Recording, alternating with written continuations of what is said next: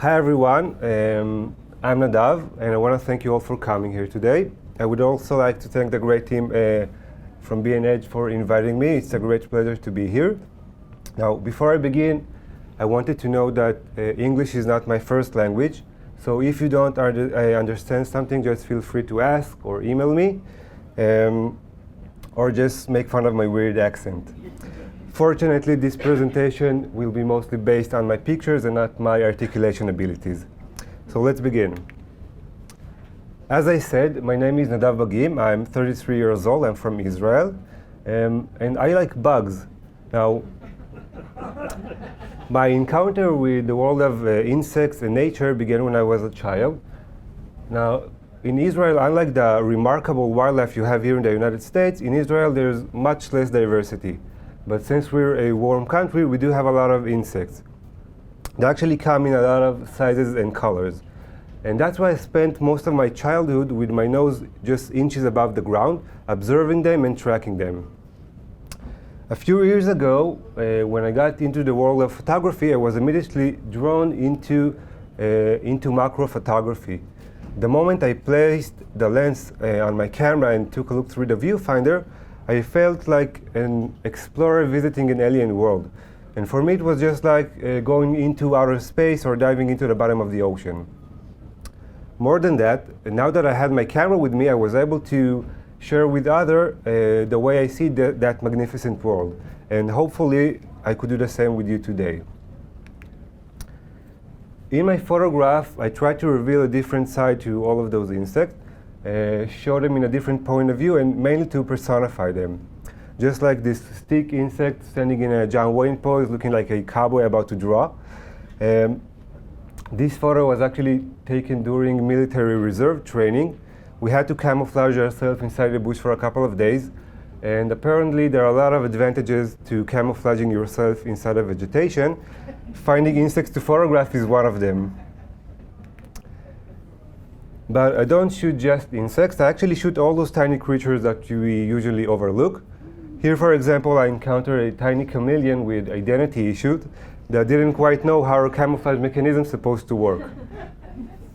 Later on, though, I convinced her to show itself in front of the camera. As you can see, it still had a little attitude. But not all of my photos were shot in nature. Actually, most of them were shot indoors, like this female spider. This female spider was found on my bathroom ceiling, clinging to the wall. Now, it was a cold, rainy day, and I didn't have the heart to throw her out to the street. So instead, I took an empty bottle of Sprite, placed her inside, and I'm glad to say that she adopted her new home. And you can even see her with her offspring clinging to her mouth. I actually have no idea where she found a date, but apparently empty Sprite bottles are a great place to hook up. Now, all the photos you saw up till now and we'll see at the rest of this presentation are macro and close-up shots. And that's actually my specialty. That's what I do. So let me show you what's so wonderful about macro photography. Macro photography provides us a glimpse into tiny hidden worlds that we usually don't see, whether it's because we're not looking for them or simply because they're just too small for us to notice. You can see just how small they are in this photo. That tiny creature on the left is an aphid. Aphids are about 1 millimeter in size. That's about the size of a pinhead. And you can see just how tiny it is in compared to the water drop. I have an even more convincing comparison of its size. Okay, so this is the aphid. And look how small it is in compared to the ant, which is small by itself. By the way, that pink world around it is just a pink hibiscus flower. Another advantage of macro photography is the ability to extract a lot of details from a relatively small area. Like in this photo, you can actually see the eyelashes, the iris, the pupil, the skin, and even the capillaries. And all of that in an area of just about an inch. With the help of macro photography, you can also create all sorts of weird landscape. This photo reminded me of a beach with the golden sand and the blue horizon and those weird barrels in front. Well, as you may guess, this is not a beach. We'll see later on what it really is. But the thing I like most about macro photography is the ability to create whole new worlds using just simple household objects. This is a photo from my Wonderland project, and I should note that this is a real photo. That's not Photoshop, that's not a digital manipulation. It's a real photo, and we'll see later on how you can create those photos without using the help of Photoshop. But before we'll do that, we'll need to have a short introduction to macro photography, just so you'll have a better understanding of how it can be done. So the classic definition of macro photography is when you're shooting something at life size, meaning the object size in reality is the same as its size on the camera sensor. Now, like this butterfly, if the butterfly size on the sensor is smaller than it is in reality, it would be more of a close-up shot, and if it's larger, like in this example, it would be more of an extreme macro shot. Okay, so quick example, that 1:1, that means the ratio between the size on the sensor and the size in reality. Quick example, the photo on the right is a close-up photography, is a close-up photo, and the photo on the left is a macro photo. Now, macro and close-up photography have two main features that make their photos so interesting and unique. The first and most obvious is the magnification, and that's actually what we're trying to do. We're trying to magnify our object in order to show it in a different point of view. It's easier to see the difference between the different magnification when you're shooting tiny rulers. So this ruler was shot with a regular non-macro lens. That's the ratio is 1:3 magnification. That's a close-up shot. Let's go on and magnify it into life size, to true macro. That's 1:1 magnification, life size to sensor size. Now let's go on even more and magnify it into extreme macro. Let's magnify that part. Okay, now this is an extreme macro photo. That's 5:1 magnification, 5 times more than life size. And in those kind of magnifications, you can actually see details that are not visible to the naked eye. But as interesting as ruler photography may be, there are far more interesting subjects to shoot, mainly those who pee and poop, that is the living subjects. And let's meet some of them. Let's start with this tiny frog, which is so tiny it can actually chill on my thumb. Let's magnify it as we did with the ruler. Let's magnify it 5 times more than life size, and let's focus on its eye. Okay, now that's a full frame of its eyes. That's a 5:1 magnification. And imagine yourself that you can expand it even more when you're printing it. But frogs and their eyes are large enough to be visible clearly without the help of macro photography. So let's get back to the models we saw before, the tinier models, the aphids. As I said, aphids are very tiny. They're 1 millimeter in size. And I first encountered them after they invaded my garden plants. And they do come by the dozens and hundreds. So instead of exterminating them, I decided to get acquainted with them. Since they're so tiny, interacting with them requires a lot of patience and gentleness. I actually use a Q-tip in order to interact with them. But it can be very challenging to shoot at those kind of magnifications.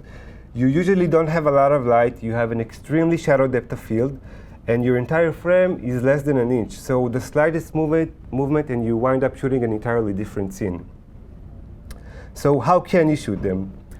The solution I found was to shoot them inside a light box.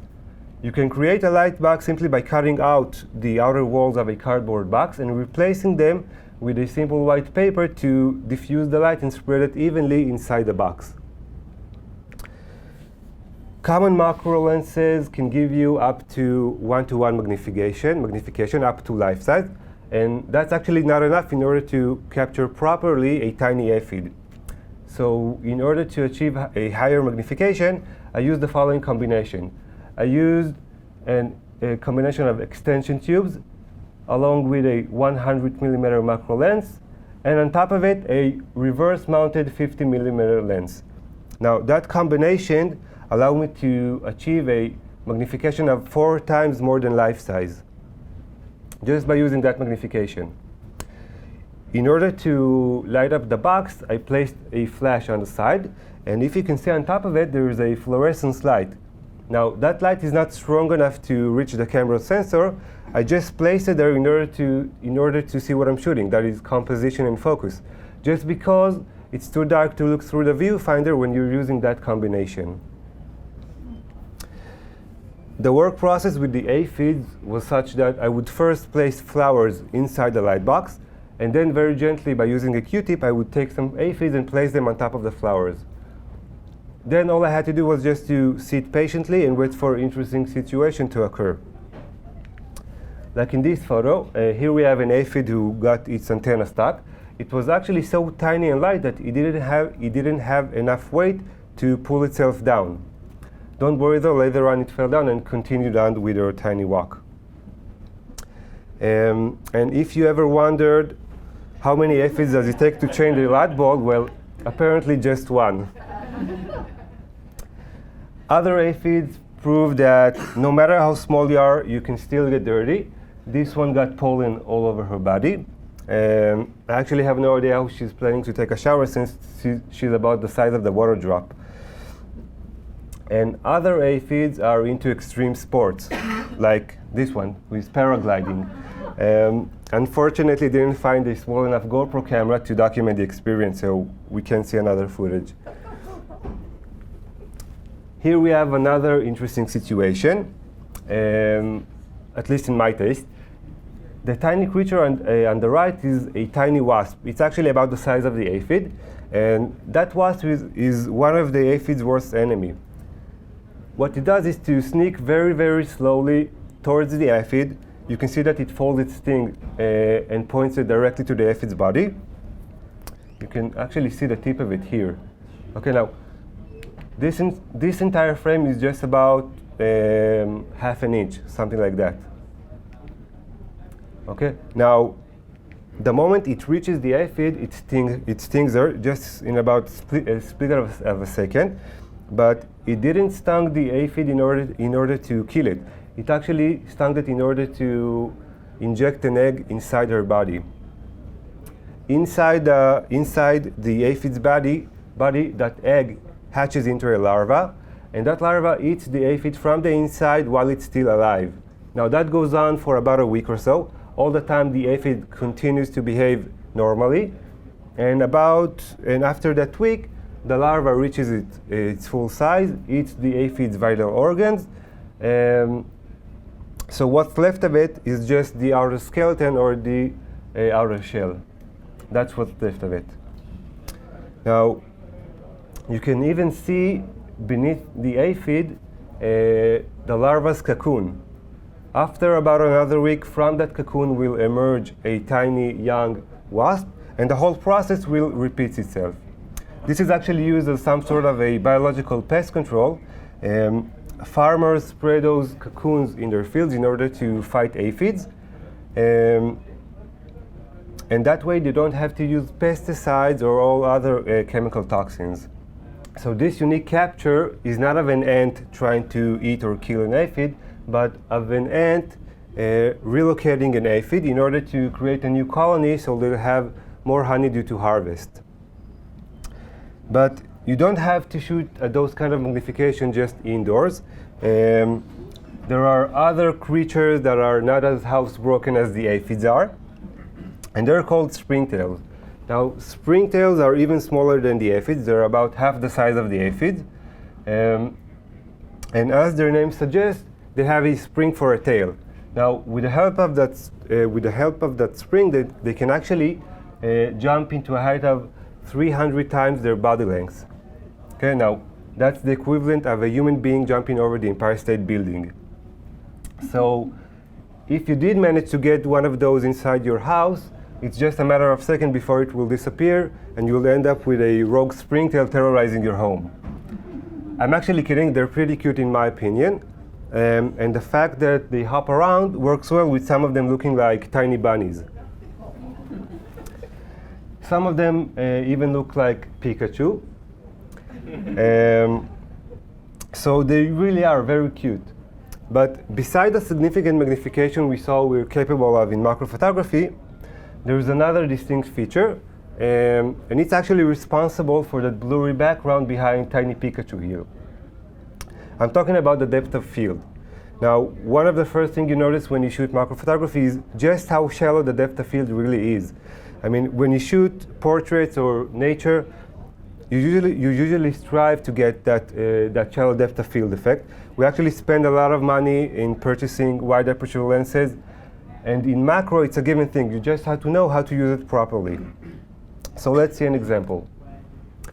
This is the same frog we saw earlier, the one that was chilling on my thumb. And this photo was taken with a closed aperture. As you can see, a 32 aperture. Now you can see all the surrounding around it. You can see all the branches, the twig, the leaves, and a lot of distracting backgrounds that draws our attention away from the frog. So let's open up our aperture and see how we can take advantage of the shallow depth of field.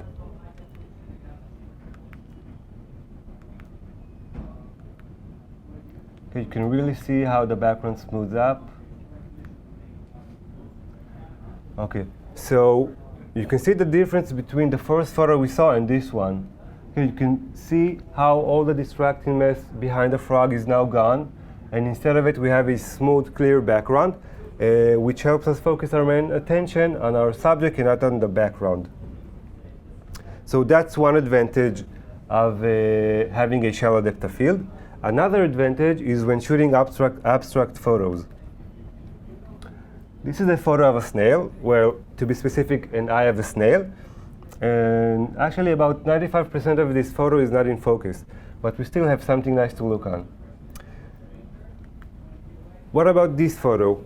Try to guess for a second what's shot in this photo.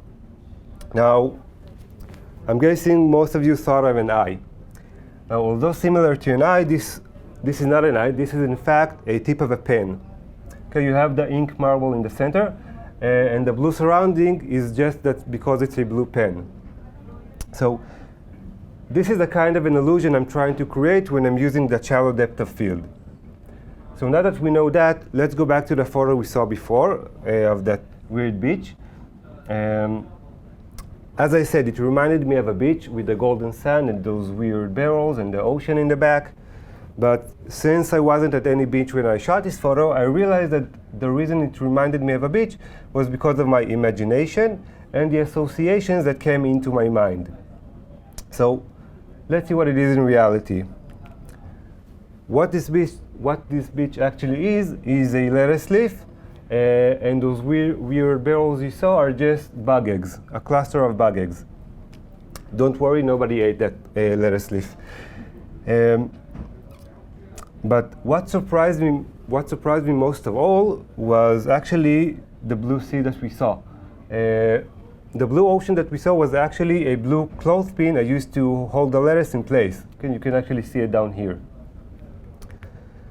The reason that blue clothespin seemed like an ocean to me was because, first, it was out of focus, which automatically triggered my imagination. And the second reason is because of its context, that is the golden beach and the straight horizon. The idea that I could create simple landscape that easily, just with a lettuce and a clothespin, really amazed me.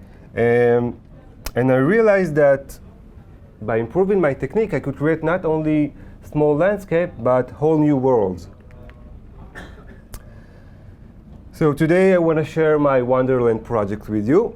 The Wonderland series presents insects and other small creatures in a magical world of fantasy, and basically try to show them in a different way than what we usually, we usually encounter them. That is, without the screaming and the shoe hurling. And for all of you who are thinking that this is Photoshop, so no, that's not Photoshop. That's a real photo. It's not a digital manipulation or digital art. It's real. And beside minor tweaking like brightness and contrast, it's all real. All the colors, the shapes, the landscapes, the tiny models, and even the special effects, all of them are real, and all of them were shot on my kitchen table. So this is what my workspace looks like, give or take the cat. Most of my photos were shot with a Canon 60D camera. That is until I drowned it at the sea. After that, I moved to a Canon 6D camera. And I also use a Canon 100mm macro lens, the non-stabilized version. But beside that, all the rest of my equipment is actually pretty basic and cheap. All the lighting equipment, all the flashes, those are YN flashes. They're Chinese, they're pretty cheap. All the umbrellas, the light stand, the triggers. So you don't have to use a high budget in order to create those kind of photos. The decoration itself is the same. I usually use just simple household object I found in my house or around it. Okay, so let's get down to business and see how we can create those kind of photos. Let's start from the bottom, from the ground. To create the ground, I usually use natural ingredients. They can be plants, leaves, large leaves, tree barks, soil, water, and even vegetables from the fridge. In the next photo, for example, I used my fridge to fly into space and go back in time, and I tried to simulate ancient Mars. Now, my Mars certainly had life on it, and here we have a slug trying to imitate the familiar image of evolution of a creature crawling for the first time out of the ocean. And for those of you who didn't recognize what it's crawling on, that's broccoli. Okay, so it's not just healthy, it's also very photogenic. But besides broccoli, there's another thing that looks great when photographing macro, and that's moss. Well, moss is actually one of my favorite subjects to shoot.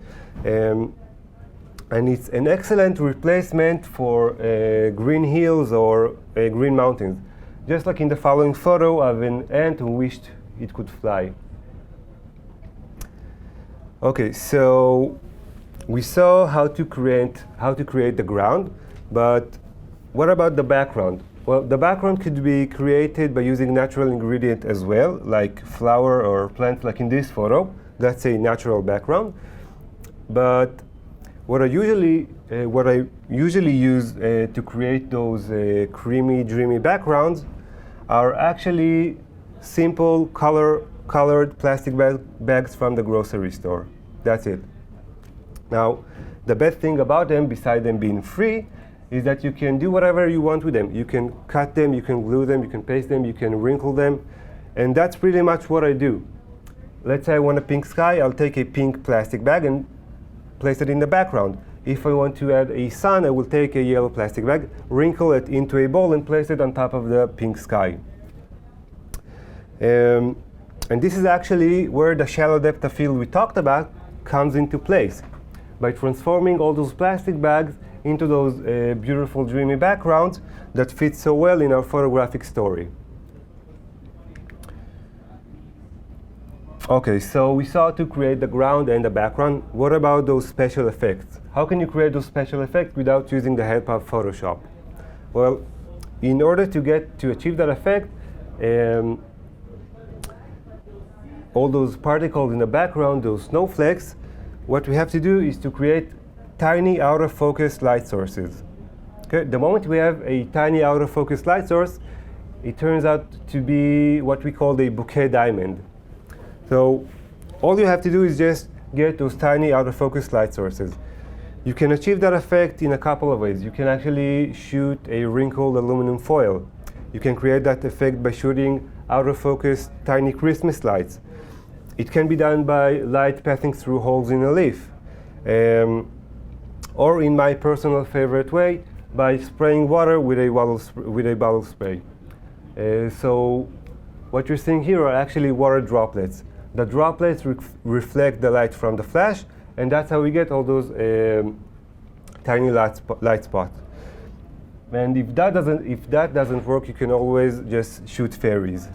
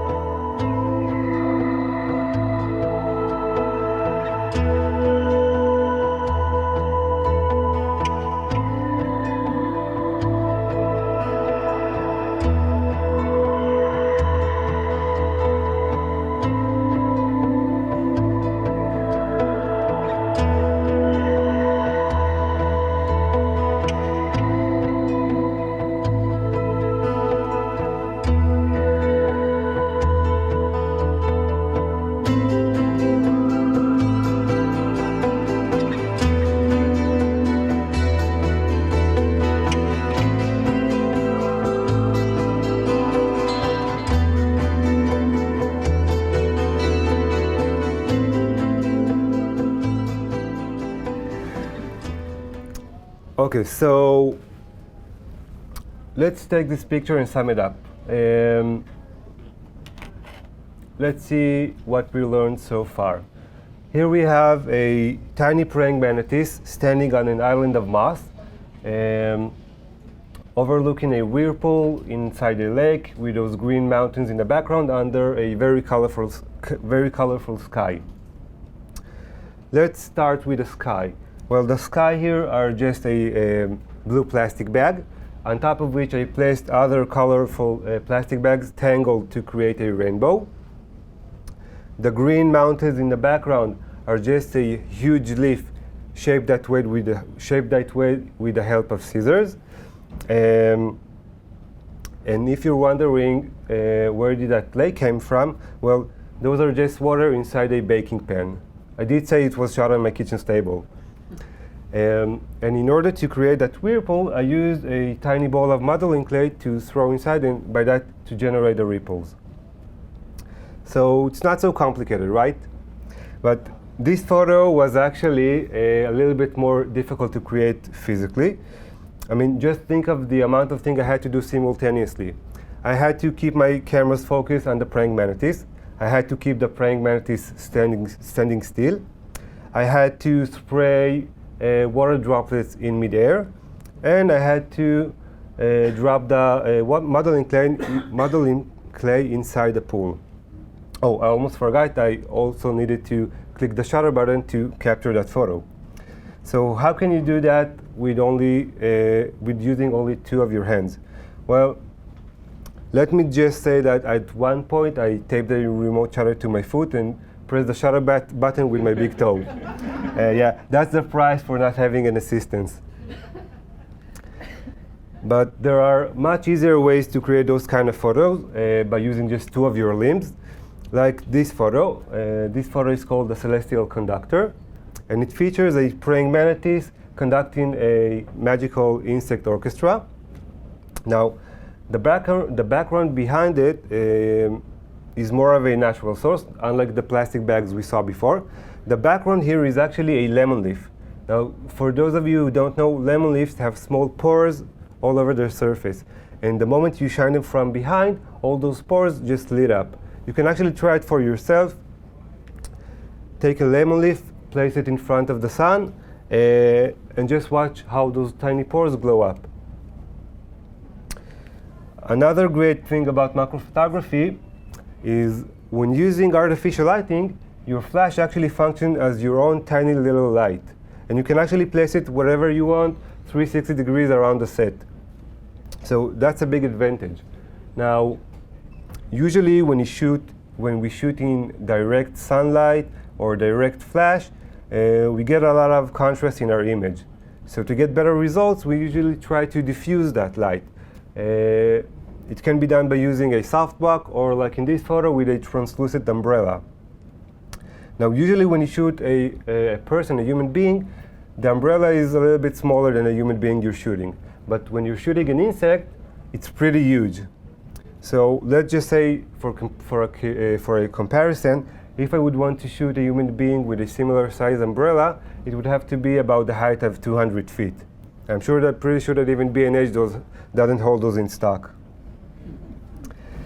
But you can get those kind of effects in natural light. You don't have to use just artificial lighting.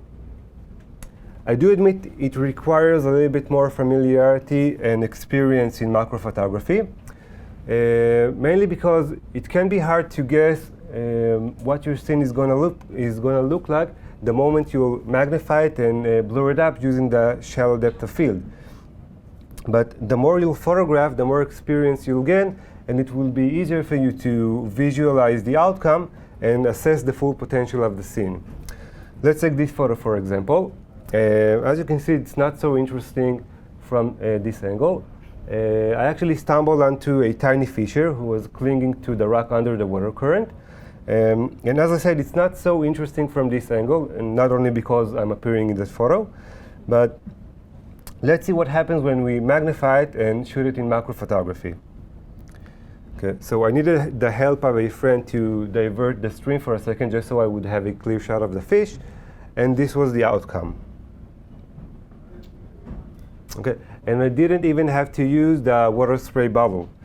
The snowflakes behind the fish are actually sparkling water reflecting sunlight. Okay, so that's enough about the outside. Let's go back inside where it's warm and cozy, and let's see where I get all my models from, all those tiny insects. Well, usually I find them in plants I planted in my garden or flower pots on my porch. That way I actually don't have to take them out of nature. I can just take the plant inside, photograph them, and at the end, just return them to their place. As you can see, I grew a tiny jungle on my porch. And the reason they keep coming back to me is because we have some sort of an agreement or an arrangement. I call it B&B, that's bug and breakfast. They visit me and allow me to photograph them, and in return, I spray sugar water on the leaves. So it's a win-win situation. I can even show you how you can use sugar water in order to capture a bee in flight, and at the same time tackle a very nasty habit insects have of turning their back to the camera.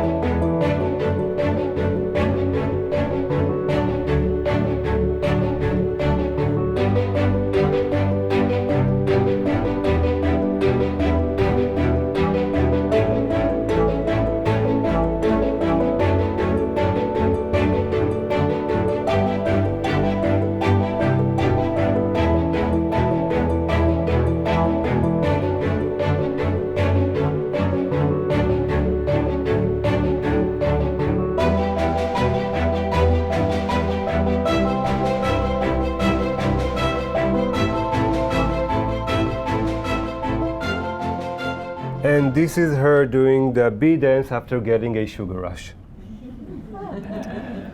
Now, that B&B arrangement led to a lot of visitors who came to visit me. To name a few, there were spiders, praying manatees, ants, as you saw before, millipedes, snails, and even geckos. Geckos, for example, are a little bit more challenging to photograph. They're not as concentrated in their tiny little world like insects are, and they usually startle more easily. So how did I shoot them? Well, imagine you're a gecko, tail and everything, and let's say I just put you on my kitchen table. What are you going to do? Well, obviously you're going to run away. That's what I would do, and that's what you as a gecko would do. But what if I'll place at the center of the table a pile of tree barks? What will you do then? Well, you're probably going to head to the closest shelter you'll find, and those are the tree barks. And now all I have to do is just to aim my camera at the tree barks and wait patiently for you to feel safe and go outside. And then at the right moment, I could just click and catch you smiling. Now, as with any type of photography, the better you know your subject, the better results you'll get. Whether it's because you can predict its behavior or know how to bring out its good side, or simply because you know how to make it feel safe and act naturally. That's actually the place to note that all of the models you saw here were photographed alive and active. None of them was harmed during shooting. That's something that I really try to keep in mind. So how do you get them to trust you and feel safe? Well, beside patience and gentleness, the answer again is sugar.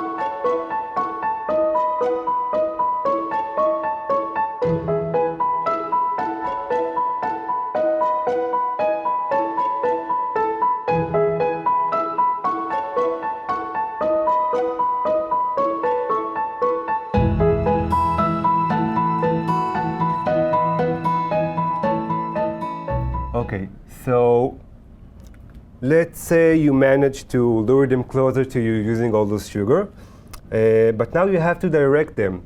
How do you direct them? How do you make them stay in place, or look up or down, climb or stand in a certain way, just like you would want to do with a human model? So how do you do that? Well, obviously you need to communicate with them, but how do you communicate with insects? They obviously can't read and write, trust me. I tried that after I tried signing one of them onto a model release form. That didn't end so well. But there are other ways. For example, taking advantage of their natural instincts, like their love for the sweets, or their tendency to climb to higher places. And you can even take advantage of natural predatory behavior, like chasing moving objects.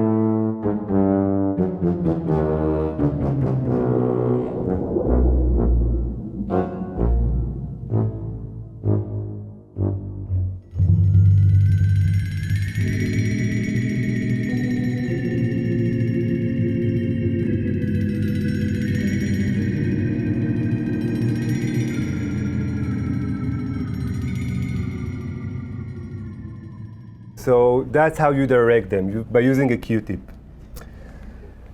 I don't always have a specific idea planned ahead like in this slide. Usually there are a lot of ideas swirling in my mind and being thrown into the set. And what comes out at the end of it is the combination of everything together with the model interaction. A photo session like that can take from an hour and up to a full night, so make sure you have a lot of free time before you start shooting. Here, for example, I have an idea to shoot a snail wolf howling at the moon. That's a real creature, snail wolf. So I sketched up the idea and I decorated the set, and I ended up with the photo you see on the left side of the screen. Oh, and for those of you who don't believe that snail wolves exist, I even have a proof.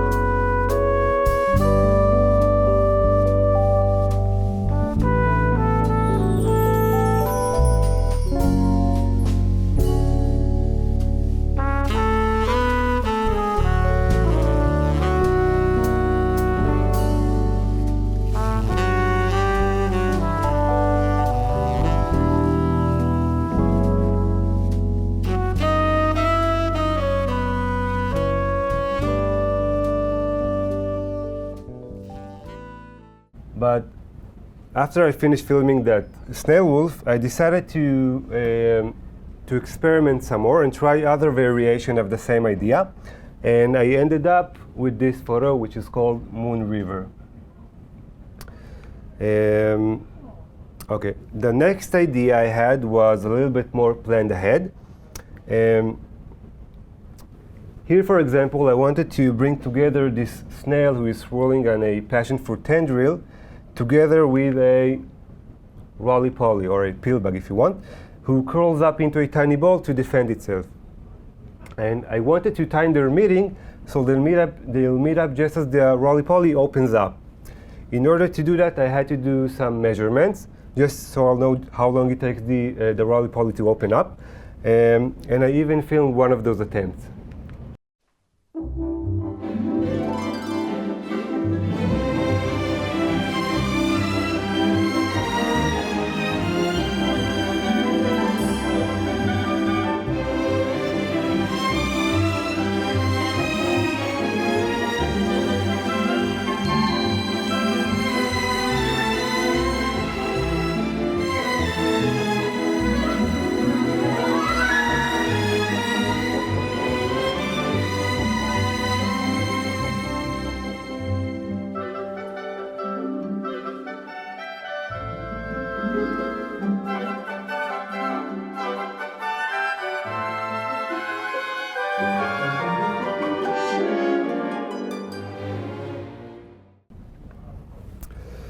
Okay, so sometime planning ahead requires a little bit more preparation, like in the next idea I had. Somewhere in the 60s, the United States and the Soviet Union were engaged in a race to be the first to place a man on the moon. I thought that a noble idea would be to put a praying mantis on Mars. So, besides sketching the idea, part of the preparation was to search for photos of the soil on Mars and photos of the moon, photos of Earth from the moon, just so I have a better idea of how the fine details should look like. And this is how it looks like from behind the scenes.